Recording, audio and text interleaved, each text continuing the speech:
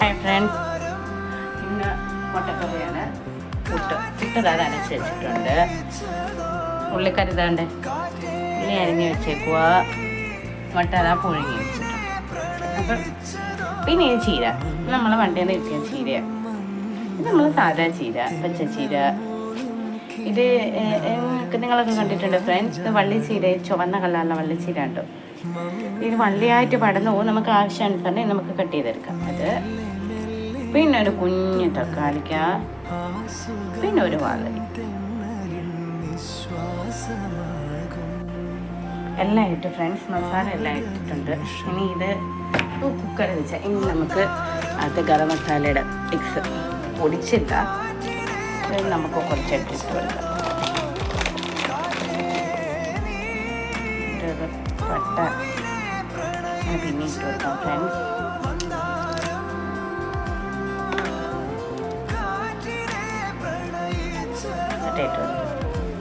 നമുക്ക് കരിവേപ്പില എടുക്കാം.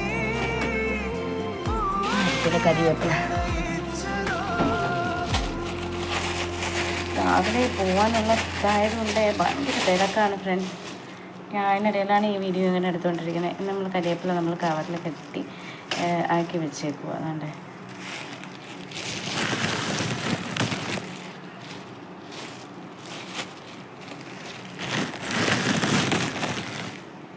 കരിവേപ്പില നമുക്കിതൊന്ന് കഴുകാം.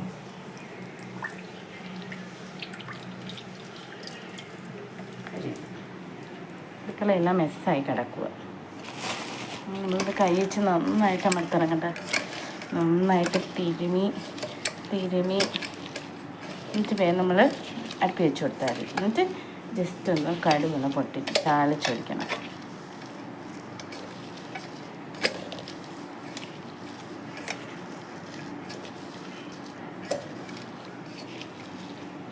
ഇതാണ് കുക്കറിലുള്ള ഉള്ളിക്കറി ഫ്രണ്ട്.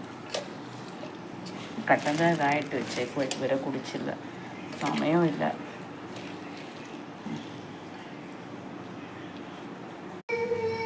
മുട്ടക്കറി ഫ്രണ്ട്സ്, കുക്കർ മുട്ടക്കറി റെഡി. പിന്നീട് വെള്ളത്തേക്ക് ചീരത്തോരൻ, നമ്മളെ ചീരയാണ്. ചമ്മന്തി, വാളരി,